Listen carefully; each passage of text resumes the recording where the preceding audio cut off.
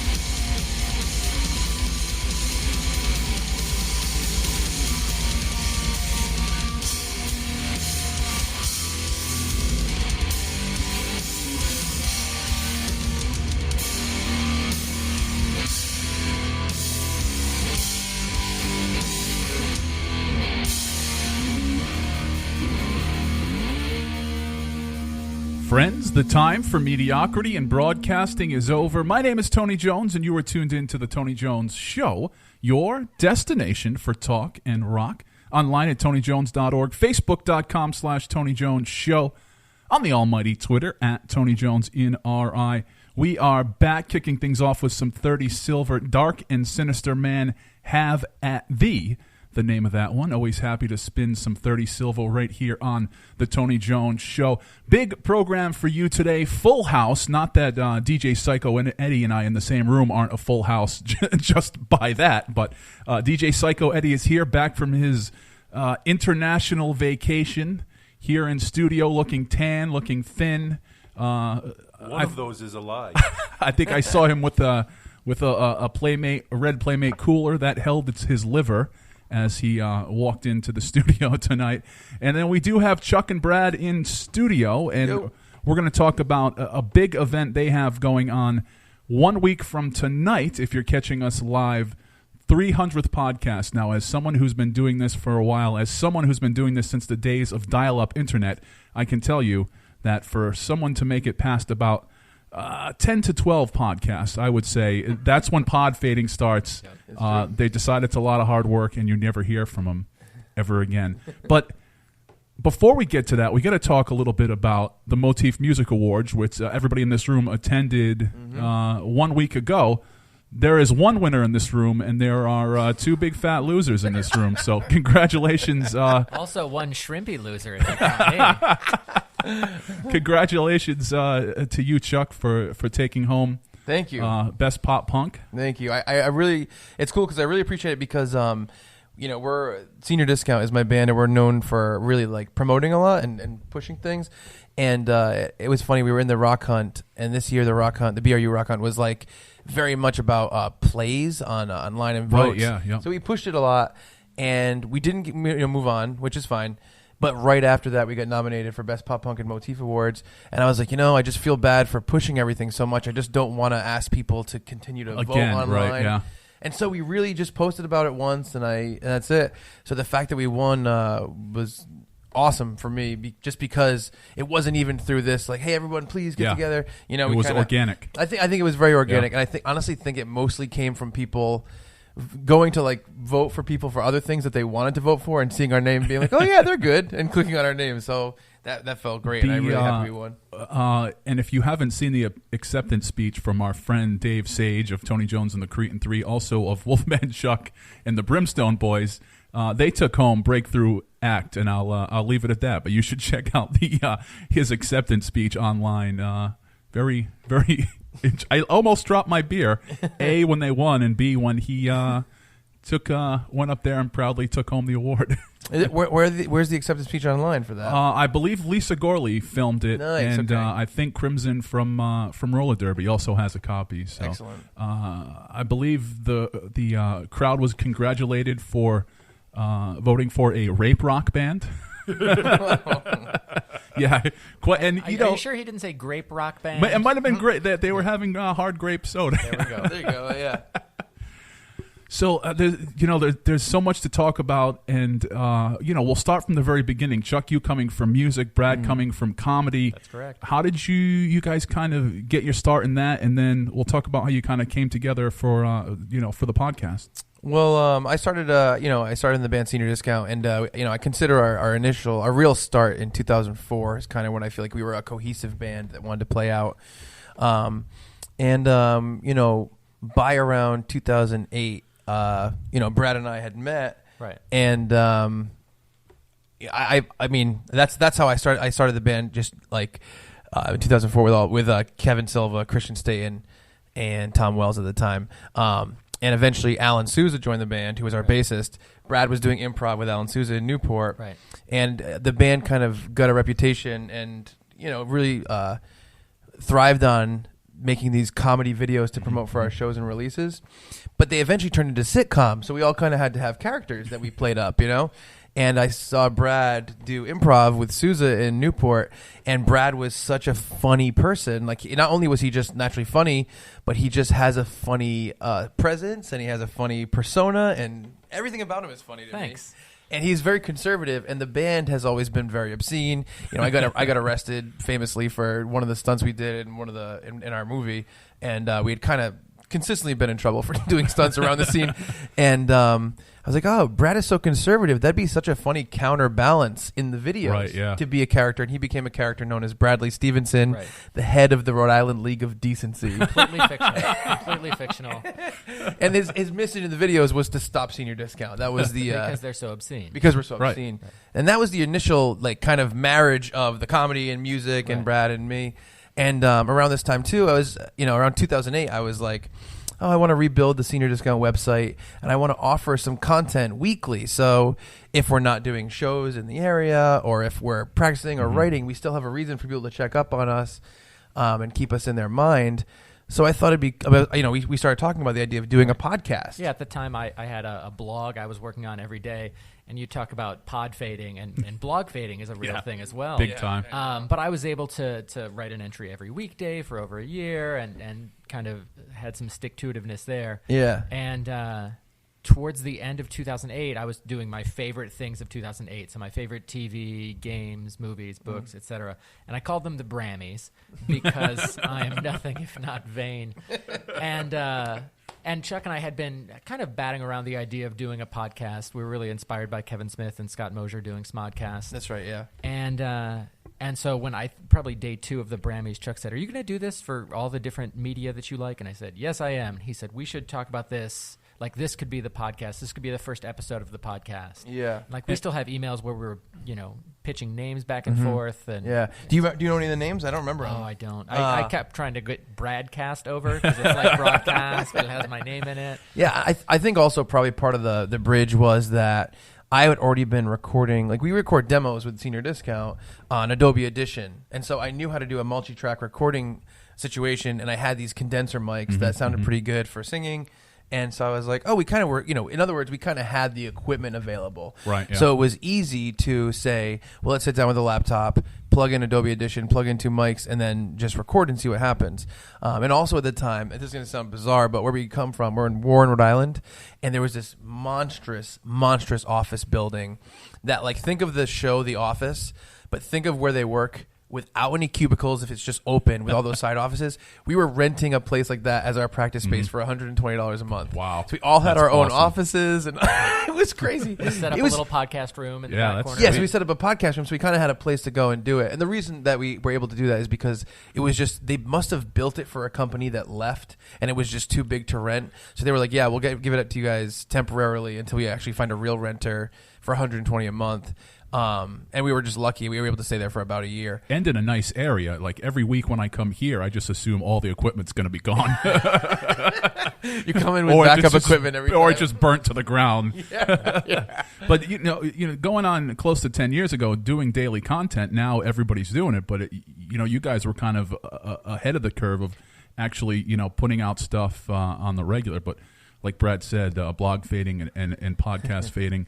Yeah. People realize, holy crap, this is a lot of hard work, or it can be a lot of hard work. Yeah, it is difficult. I mean, we had a couple of things happen that kind of interrupted us in the first few years. Like, I got a really serious spine injury that I eventually had to get surgery for. I caused that spine injury. And we had a couple of things that were difficult that prevented us from doing it. But now we're like, every week we do it. Even the week a year and a half ago that my house burned down, we still used our phones to record a podcast that week and talk about it because our equipment was in the fire. Next time somebody can't make it here to their podcast because they have like a stuffy nose, I'm going to point to that very example. This man's house burnt down and he still did a podcast. I was going to say, I get the sniffles and forget it. He lives 3 buildings away. I am less than a quarter mile away from this building. I cannot make it if I have the sniffles. Yeah, we've averaged 1 podcast a week for over 3 years now. Right. So that's good. I mean, we'll take a week off if we're going to release a new video. Actually, last week we did that. We decided, we recorded a new podcast with Senior Discount guitarist Eric Maxud and Matt DeChara from the Copaesthetics, where Matt leads us through a whole game of Dungeons and Dragons. We've never done it, but we're doing so much press this week that we're like, man, that doesn't really represent our podcast, so let's not put that up. Right. And we put up a kind of a commercial or a promo video for our live podcast coming up on May 7th.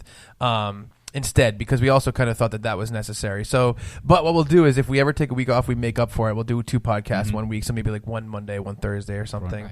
Right. But yeah, we've averaged over 1 a week for over 3 years now. Yeah. So we've been pretty good about it for a while, and we did, before I'd say we probably averaged, if you look at our whole like lifespan since January of 2009 when we started, I think we've averaged like at least 40 a year. Right. Wow. So around there. That's pretty good. Yeah, that's a lot. Yeah, it is a lot. So we're actually on 311. I think if you actually look at the numbers, we're probably around 320 actually, because we used to do part 1s and part 2s and stuff like that. But we're around 320. But we're hosting our 300th in parentheses on FET in Providence on May 7th, next Sunday. Well, I'm going to swing back to the music. We'll talk more with Chuck and Brad about the big show 1 week from tonight.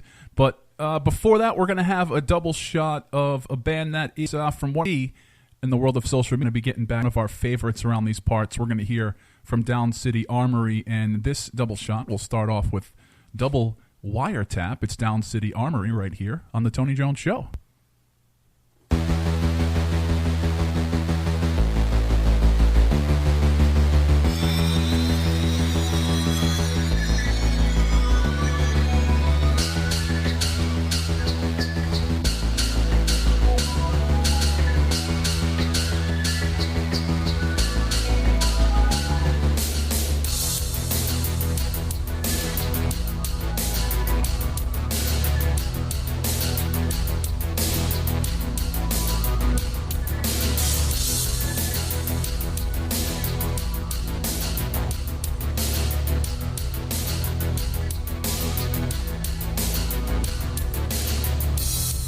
It's not so lonely in here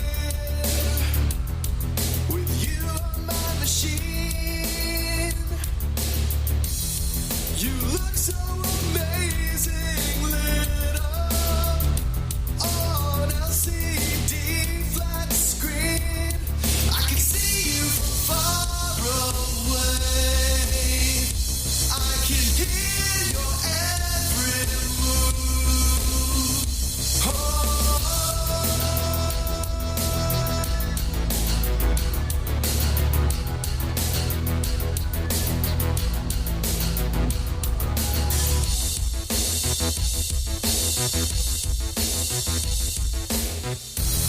Have you ever felt like I was there? An invisible guest in your room. 'Cause I'm always listening and I'm always thinking. Gonna take away your solitude. 'Cause I can see you from far away. I can hear your every move. Keep it sexy and no one complains. Keep it legal, won't kill you.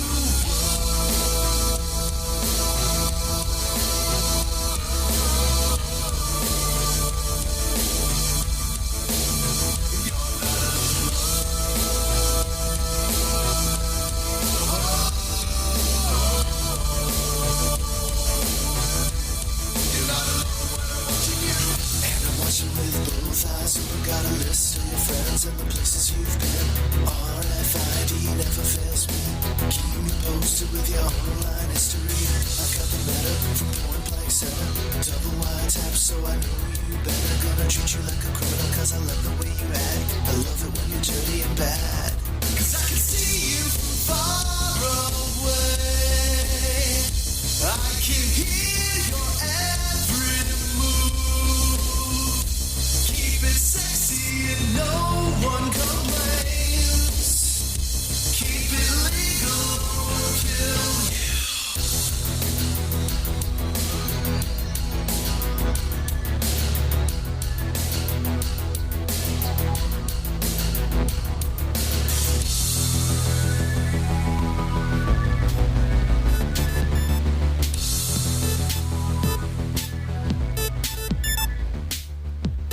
It's not so costly, and we want you all to know. 21st century extroversion isn't enough to sell your soul. We can't deny it.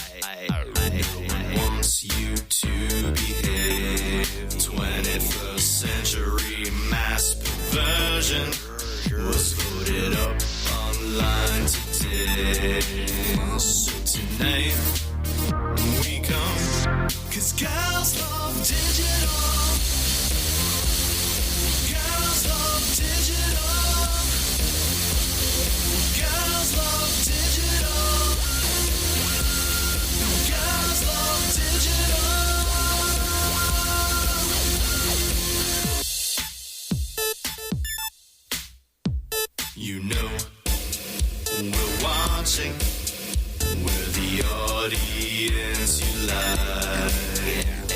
sexy pic on your profile. Show them all how you've gone wild. So tonight we come, 'cause girls love digital. Girls love digital. Girls love digital. Girls love digital. It's okay, it's safe, and do it anyway. All day, get his name and let those haters hate. Not your fault, there's a law, and we love you all. Keep score, get some more, take total control.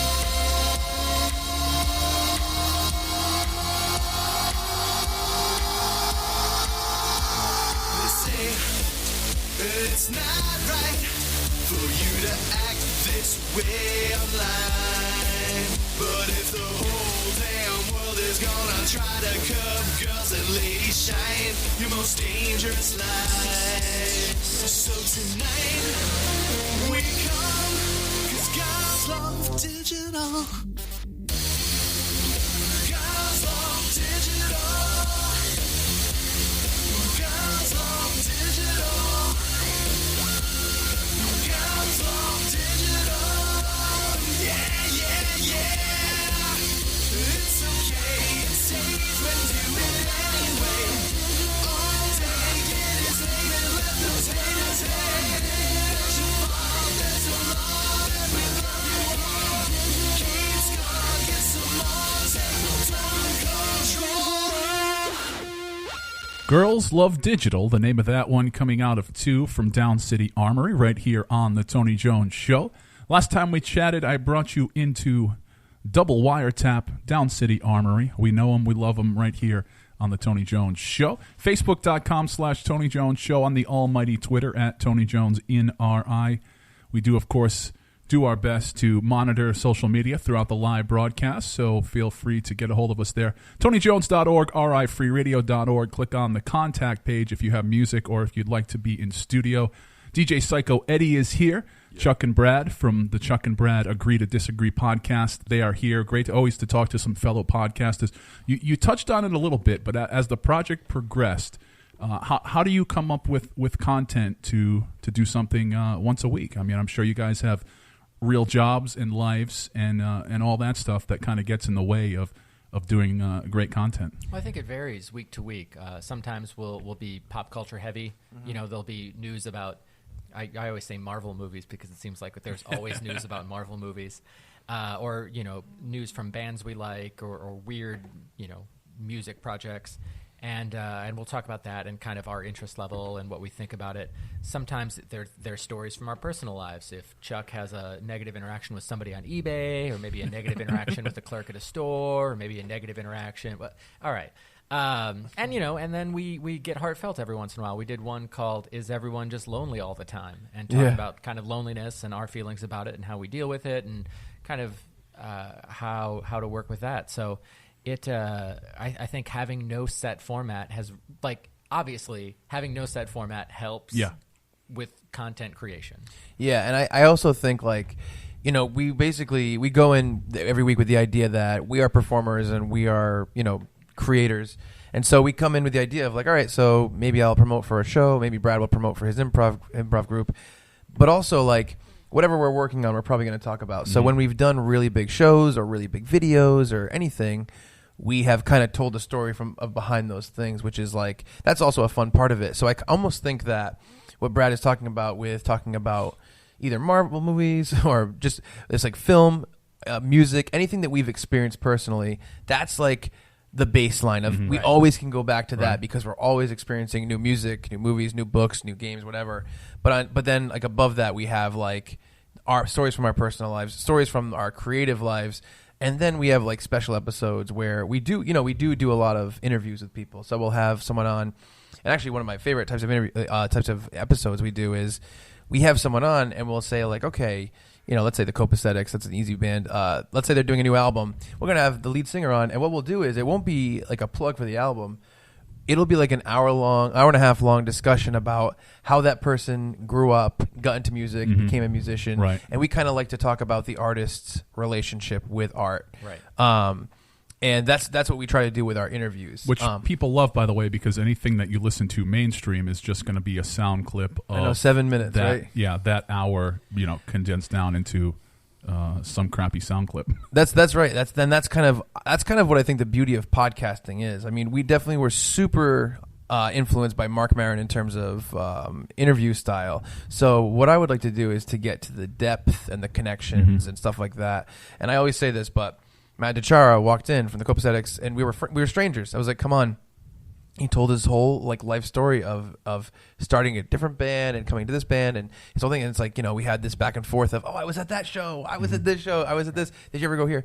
And we walked away absolutely friends, 100%, because we got to have this bond that I think is, it's funny. You have this format that creates that. So you could meet someone, let's say in Providence, talk to him for 5 minutes. Next time you see him out a couple weeks later, talk to him for 10 minutes. Talk to him. And over the course of maybe months or years, you're like, oh, yeah, that person's my friend. But when you have someone to come sit down with you for 2 hours straight and tell you their whole life story and what got you into it, the moments that made them go further into art or what they did, it bonds you in a different way. So I think that's probably the draw of the podcast. Yeah. We would kind of get to do that with each other every week about the new projects we work on and the new things we talk about. But we bring in a lot of other artists too. I mean, this week coming up, we did an interview. We went to the Tribeca Film Festival on Thursday, and Hulu set it up so that we could interview Jeff Tremaine, the director of all the Jackass movies, because they're doing a documentary called it's about the magazine Big Brother, which was the precursor to Jackass. So we interviewed the director of the documentary, which is Patrick O'Dell, and Jeff Tremaine, who was the editor-in-chief of Big Brother magazine at the time. And the producer of this documentary.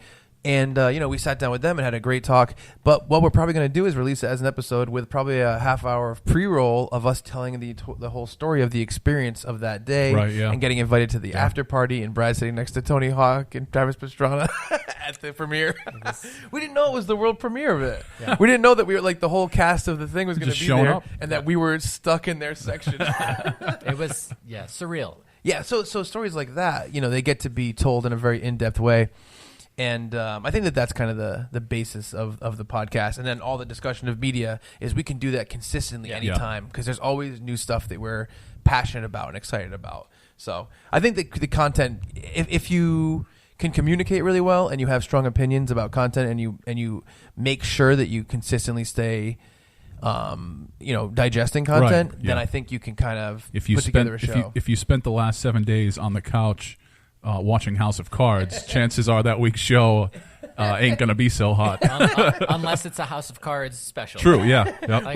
We watched every Friday the 13th movie. Oh, good God. And we did a 3-hour recap of the entire saga of Jason Voorhees for Halloween last year, where basically, and we'll do this once in a while, we'll take two people, this time it was me and Brad, we watched all the Friday the 13th movies, and we took a third person who had never seen any of them, and we tried to explain them the whole story. Friday the 13th is really funny to do with because it's not super cohesive. Yeah. But we do that sometimes. That's the politest way you could describe. For Halloween, we definitely try to do that with a horror series. Right. We've done it before with Scream. We did the first 6 Fast and Furious movies. Oh, good God. That's just torture. Oh, that was great. Halfway through number 1, I think you pretty much got it summed up. Was that a BD? That's incorrect. We could do 3 hours on Fast and Furious series right now. I'm telling you. Was that a BDSM themed show? Have you guys watched the Fast and Furious movies? I made it through. About halfway through the first one. Exactly. First one? Yeah. Okay, ready? First one is a movie like kind of low budgety about street racing, and it's basically a Point Break ripoff. Yep. Yeah. By the 5th one, it's like some of the biggest budget action heist movies you've ever seen in your life. Like if you like Bad Boys 2 with Will Smith, and you don't like it? What? Oh my God! Do you think that they made the first one and then thinking it was going to be a B movie, and then all of a sudden?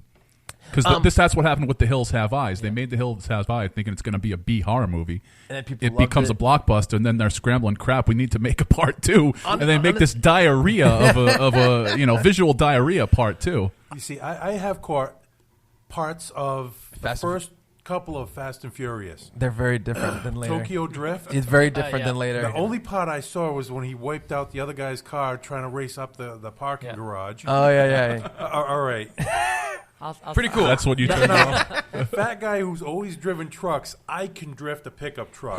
This kid who was supposed to be a race car driver before he started with all this Fast and Furious stuff can't figure out how to drift. Yeah, at the beginning of the movie, he's learning how to drift. He's learning how to drift. It's like a bird learning how to fly. Of course, birds fly. Karate Kid learned how to. I know. Well, so those what happened was I think that they started making it just because they were all like way not they weren't famous at that time. Yeah, Vin right. Diesel wasn't a name. All I that think stuff. the words "Holy crap, we made how much money on this film?" We better make was 7 more. driving It's funny, force it's- behind the next 5. It's funny you think that, but that's not true. So Fast and Furious 1 did really well, but then Fast and Furious 2 and 3 were basically like bargain people bin saw movies, 1. almost. Because Vin Diesel wasn't in 2, Paul Walker wasn't in 3. I think that's none of them were in 3, right? Really? Yes. Yeah, there was just the cameo. I get it. And then 4, it became action movies, and it's like, all right, well, you know, I want to recommend that you guys start at 4, but weirdly, there's story elements that happen in the first 3 movies that enhance the experience of 4 through 6, which is an amazing trilogy. So basically, it is the modern day version of Star Wars. Yes. They started it at It is. 4. It is. But they actually, yes, that is right. Yes. But they actually made the prequel trilogy first. It is like that. They honestly, Fast 5 is one of my favorite action movies. It's amazing. Had they released the first Star Wars first, would Right. it have been as big of a series? Wow. Or blockbuster? That's a good that it is question. today? That's a good question. I openly wept at the end of Fast 7 when they acknowledged that Paul Walker was dead because they I acknowledge openly it wept when they announced that they were making it. At at the end of the movie. They bring his death metaphorically into the movie series, and they bring it into the storyline, and the characters are watching him fade, and they're crying on this beach, and it's Chuck and I were sobbing. we were holding there was tears dripping from my face. It's you know what, and I'll say this too, and maybe you guys will relate to this. Fast and Furious gang is more of like a band than like a movie series. Like to me, Fast and Furious and like Ocean's 13, it's not the same a group of actors who get together and made this movie. Vin Diesel and Paul Walker were like, this was like a passion project for them. They were there through when the finances went to absolutely nothing and they were doing terribly, and they stuck through it and they believed in it, and it became, you know, that Fast 8 is the biggest like international movie opening of all time. Wow. You know that. Fast and Furious 8, bigger than any movie you could say right now, under it. Any movie. Star Wars, under. Jurassic Park, under. E.T., I'm telling you. Wait, is ET over or under it? I'm telling you though, like Getting the over and under. I feel like I'm at my cousin the bookie's house. What's the over and under on E.T.? Fast 5 is an amazing action movie. When it comes to franchises, just keep in mind that we're 4 deep into the Alvin and the Chipmunks franchise. So, that's true, I mean, too. if something's making dough, I agree. It keep doesn't rolling. mean it doesn't mean that it's good, but I really believe in the series. It's a lot of classic filmmaking, a lot of great storytelling, to be honest. And it's hard because if you did watch Fast 1, 2, and 3 and you checked out, I understand that because it's not the quality is not the same. Parts. Bits and pieces. Yeah, no, parts. I'm like borderline ADHD. I cannot really sit unless it really. So what grabs you're telling my me attention is- right up front. Yeah. While you were watching the film, a butterfly flew by, and that was the end. Just out of my own curiosity, what's you guys' favorite action movies in general? Like not absolute favorite, but anything around it. Action movie, I would have to go with, of course, the Transformers series. Okay. Really? Yeah. You think the Transformers series is good and Fast and Furious isn't? Okay. I'm more of a tech nerd than I am a car nerd. I love cars, don't get me wrong. Yeah. But there's only so many times you can see this little red car spinning, doing what it gets old. Oh yeah, how about 2 cars dragging a safe through a city and destroying Cuba? They were in Brazil. My bad. Okay. It was They close to destroyed Cuba. Cuba from Brazil. They destroyed 150 That's cars more in like that it. They chase. also destroyed Cuba. Yeah. I agree with you. I The, think the record still stands. Destroyed cars with the Blues Brothers. Yeah. Over 200 police. I bet Fast and Furious has been. Well, I'm talking in one scene. With no CGI. 200 cars destroyed in one scene. No CGI in Fast and Furious. Wow. I know. Wow. We'll look it up. I'll look up the stats. I understand Transformers, the action sequences of Transformers are landmark action sequences. Because of the way that they're shot, there's nothing that really compares to them. It's almost like you're talking about Godzilla and King Kong. I like the... yeah, okay. With... Ooh, piece of candy. this is the ADHD. We let all these butterflies loose in the studio. The one with Keanu Reeves. Matrix. Yeah. Matrix series. Matrix is one of the best movies of all time, the original Matrix. So yeah, those are the type of action type films I like. Okay, I hear you. If you're trying to base something in reality and then add fiction to it, you lost me. If you're just starting off with some bizarre premise, I can work with that. You can suspend disbelief. What about, do you like Die Hard? No. Wow. Tony, what do you say about this? Yeah, I'm a Raiders of the Lost Ark guy. Oh, okay, there because you I'm go. a history Adventure nerd, so That's yeah, interesting. same thing. So you like adventure more? Comes together. That's interesting. Comes together Do you like from the Marvel history. movies? Like, yeah, some of them. I think he's scouting for his next film. I'm Yeah, just I know festival. exactly. I'm just interested. But yeah, anyway, sorry we got off on that tangent. I think the three of you should watch all the Alvin and the Chipmunk movies and then come on the podcast and explain the plots to me. But more importantly, I am not going to watch them. That's all. I mean, especially the cartoon now, where they're like half chipmunk, half human, but they have girlfriends. I mean, there's some perverted stuff going on in Alvin and the Chipmunks when you really think about it. Or at least the new. A lot of the children's shows, children's movies, quote unquote. The parents have to go sit through this. Yeah, that's gotta true. Put So a they're little going to something throw in in there. a couple of cookies here and there for Yeah, the parents. So the parents are going to be like, "Oh crap! What Yeah. did they just say?" Yeah. The kids, it goes right over their head. The parents are picking it up. Sure, that makes sense. Or when you watch it as an adult and you pick up on, themes, you know, and something stuff. you saw in there, you never Metaphors. picked up how perverted it was. Yeah, I hear that. Allegories. But yeah, I mean, so I'd say that when you love media in a way that me and Brad, and I know it's Brad and I, but I always say me and Brad. That's fine. Love media in terms of, like I said, books, movies, music. You kind of can always do a show because there's Right. always something exciting and new to talk about. We talk about TMS. We both have TMS, which is too much stuff. You're never going to get to all the movies or music Yeah. or books that you want to get to. Yeah. You know, so there's always going to be more around the corner. Brad and I each separately keep a spreadsheet of all the things that we like, movies we see, restaurants we eat at. Music we listen to, books you read. And I think we talked about it last time, but just throughout the course of your week, something will happen, and you'll get in the car afterwards and think, "Oh man, I can't wait to tell this story." Yeah, that's a huge one for us. Like to me, those are the home runs when we get to tell a personal story. That's really stuff funny. will happen, and it's like we record on Tuesday night. Stuff happens on Wednesday, and I'm like, oh, like I can't tell Chuck about this, but it's so crazy, and I want to. And then we record the next week, and I'm still excited about it. So. Yeah, we there was a story one time where I went to Staples, and I had a fight with this kid on Christmas because they told me they were open till 6, and I went in at 4, or it was at 5. I went in at 5, and they were closed, and I banged on the door and made them let me in and let me print something because they told me 6. I called. Right. I was very considerate, and months later, I would be going to Staples, and this kid would always be like, "I have to go to the bathroom," and not help me in the copy shop, and like just help other people and ignore me and stuff. And so at the end of the visit, I went to the manager and I was like, "Hey, this kid is really like a terrible employee. Like he ignores me. He says I have to go to the bathroom and just walks away for all this time." And the manager goes, "Well, we're aware of the fight that you guys had on Christmas." And I'm like, "Okay." He goes, "And he told us, you spit on him." Damn. And I was like, "What?" And he's like, "Yep. And because you spit on him, we've given him permission to ignore you as a customer." Wow. And I was like, "I didn't spit on him." And I was like, check the tapes. And he's like, "All the cameras are fake in here, sir." And I was like, what? Well, I'm going to help myself to some free office supplies on my way out. But I feel like, that's one of the episodes that people like the most is the episode where I was so mad because I was accused of spitting on this child. It's one of my favorite episodes. Oh, man. I want to go in and spit on him. So if the cameras are fake, you can go back, give this kid a vicious beating while Yeah, no or one's just looking. Or just a spitting. Spit on him for real because you're already paying it. See, You paid it up front. That's one of Well, no, now my you gotta oldest pay back beliefs. with interest. If Kinda someone's like when- accusing you of something that you didn't do, you get to go do that thing because now you're living up to what's happening. It's kind of like the Montreal screw job when Bret Hart spit in Vince McMahon's face. Thank you. Exactly. It is exactly like that. I'm the Bret Hart in that situation. He was, and Stone Cold was a printer. Staple Scrooge. Wait, Stone Cold wasn't. It was Shawn Michaels. My bad. My bad. I fumbled that wrestling reference. We're going to swing back to the music now. A man who I had the chance to check out over the weekend and actually catch up with if you go to rifreeradio.org and click on the blog page.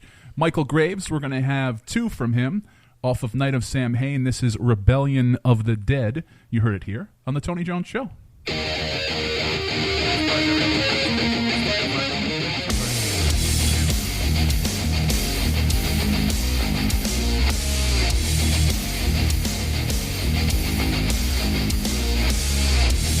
Damp ground lie the dead and hope is gone. Rise of thorns. He's left us to devour, and in this solemn hour, I'm calling out for a riot. Dead men rise. I stare in the distance and see people burning their fires. They'll all burn in hell no matter how hard they try.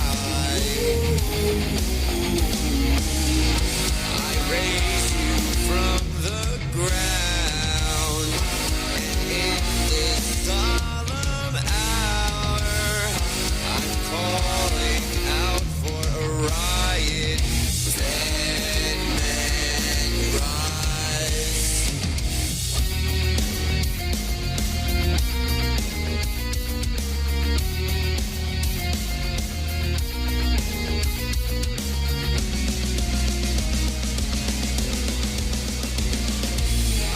I raise you from the ground, and in this solemn hour, I'm calling out for a riot. Dead men rise.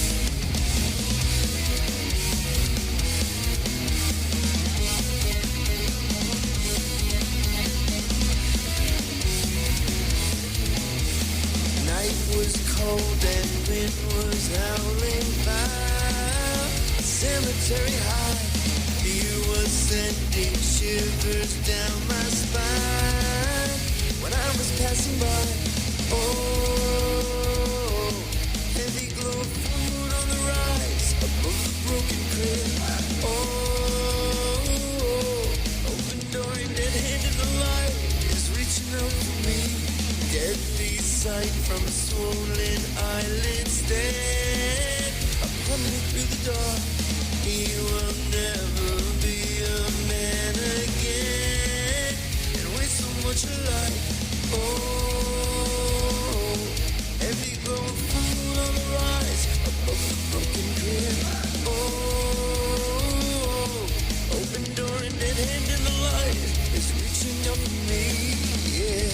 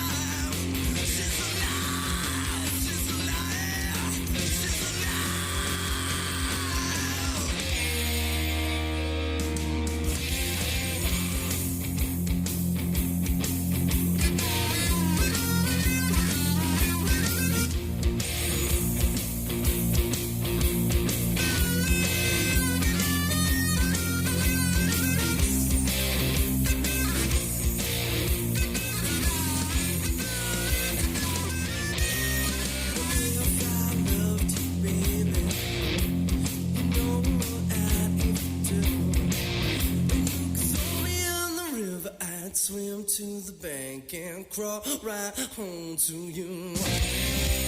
I ain't that loving you, baby. I ain't that loving you, baby. I say, well, ain't that loving you, baby. I ain't that loving you, baby. I say, well, ain't that loving you, baby. I bet you don't even know my name.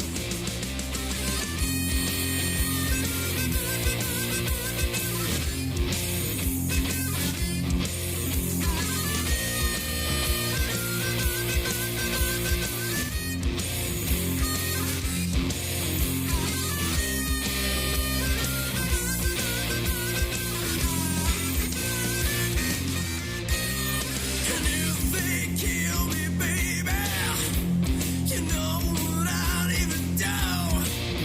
You could bury my body way down deep, but my spirit will rise to you. I ain't that loving you, baby. I ain't that loving you, baby. I say, well, ain't loving you, baby. I ain't that loving you, baby. I say, well, ain't loving you, baby. But you don't even know my name. You don't even know my name. You don't even know my name.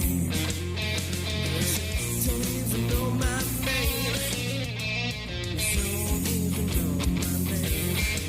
I say, well, ain't loving you, baby. But you don't even know my name.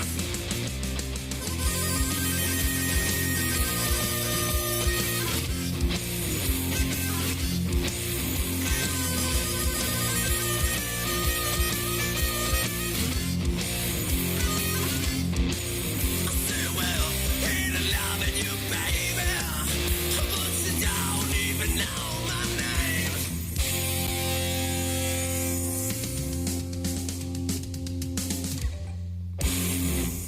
Two from AdapterAdapter right here on the Tony Jones Show. Ain't That Lovin' You Baby, the name of that one. I love saying the name of that song. Ain't That Lovin' You Baby, the name of that one. Before that, She's Alive.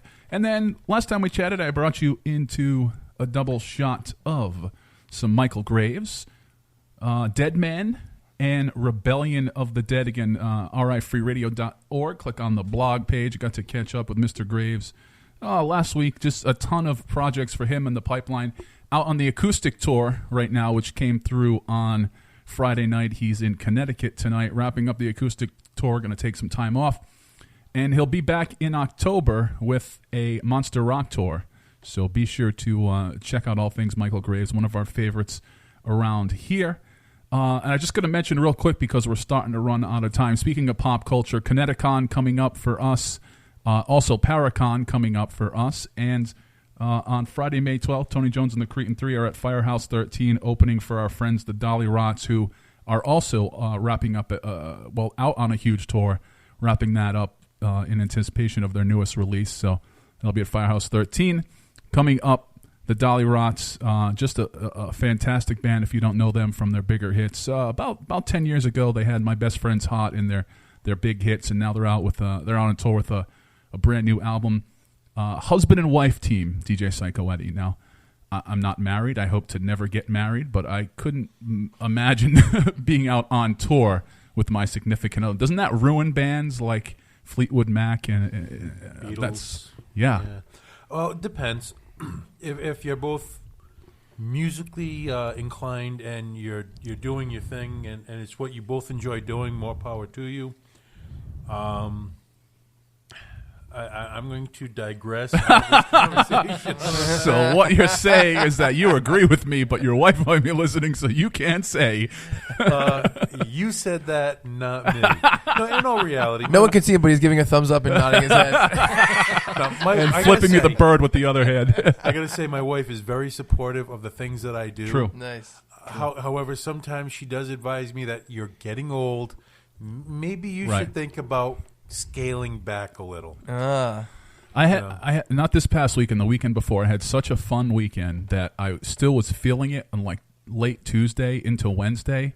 And I'm thinking, like, this sucks. I've been home for a week now, and I'm still feeling it. Still in recovery cruise. mode. Yeah, it's tough. Yeah, getting old, it happens. It does. Yeah, the Dolly Rats have a song called "Twist Me to the Left." Yep. That showed up on my like Spotify Discover playlist, and I'm like, I enjoy this song. It's a catchy tune. And then I saw they were coming to town, and I was like, oh, that sounds like a fun show. They're on a huge tour right now. Yeah. That's awesome. By the way, other husband and wife teams, Us the Duo, maybe not specifically genre friendly. No, that's not right. To the genre that's being played here today, but Us the Duo is a great husband and wife. Oh, they're amazing. They're more of a pop act, and they're mind-blowingly good, mind-blowingly talented. I give them credit. They're awesome. Speaking of mind-blowingly good and talented, let's talk about our 300th episode. Right, yeah. We got to get to what's going to be happening. I think about this time in 1 week, you'll be feeling the butterflies of that That's true. very show. So before we get out of here, give everybody the roundup one more time, and of course, how they can listen to the podcast. So the deal is basically that me and Brad do a show called Agreeing to Disagree, the Chuck and Brad podcast, weekly at chuckandbradpodcast.com, and we're Agreeing to Disagree, the Chuck and Brad podcast on Facebook. And we are doing our 300th episode live at FET in Providence on May 7th, which is next Sunday. The home of hot wieners. That's true. And you may be asking yourself, what does a live podcast look like? Well, it's difficult to explain. We did a promo video that is available at chuckandbradpodcast.com and on Agreeing to Disagree, the Chuck and Brad podcast Facebook page. But basically, we're doing live stage comedy and filmed comedy. We're having 3 great stand-up comedians open it: John Tilson, Christine Blinn, and Ryan Lopes. And there's going to be pranks that are going to be revealed that night. There's going to be some awesome live content, and we are doing our own retelling of the movie Jurassic Park in a very fun way. It's going to be really, really, really funny and fun. We were looking at our retelling of How the Grinch Stole Christmas, which is a private thing. We've never put that in public before last night. I was crying with laughter. At his own jokes. Yes. That's always a good sign. But it's going to be an awesome time. If you like live comedy, if you like experimental comedy and unique shows, please come out to FET on May 7th. They double booked, so we are in the big room at FET, so please help us fill those seats. Tickets are $8 pre-sale. You can get them through us, chuckandbrad@gmail.com. Yep. Or $10 day of, and you can get those from the box office. That's right. And will you, as far as the offerings later on for the live podcast, will you strictly do audio, or will you video stream? We're gonna film it, and we'll see where it goes. Mm-hmm. The first one we ever did, we filmed, and we came out so good that we made it. We did a senior discount album where one disc was a CD and the DVD was the live podcast. And the last one, we just released one segment from it online, which was when I called a prostitute or texted a prostitute for Brad's birthday, and it was a great reading of that conversation. It was an okay birthday. This one there's a lot of segments, so we'll see exactly what we do with them and where we go with them. I will caution that the show will be rated 18 plus. The show is like super 18 Don't bring plus. the family. Like to the point where we're like, let's not tell everyone what we're doing because like we might not be able to do this. I don't know. But it's a seek that's always a good forgiveness rather sign. than ask permission. Yeah. It's very extremely 18 plus. Although as much as I love FET, in that neighborhood shouldn't be a problem. I agree. Well, thank you guys again. Give us the website one more time. chuckandbradpodcast.com. DJ Psycho Eddie, as always, thank you. Thank you. Facebook.com/Tony Jones Show. On the almighty Twitter @Tony Jones in RI. Go to TonyJones.org and RIFreeRadio.org. Going to leave you with a little bit from our friends, the McGunks, to take us out this week. Bad Decision. It's the McGunks right here on the Tony Jones Show. Bye, everybody. Bye.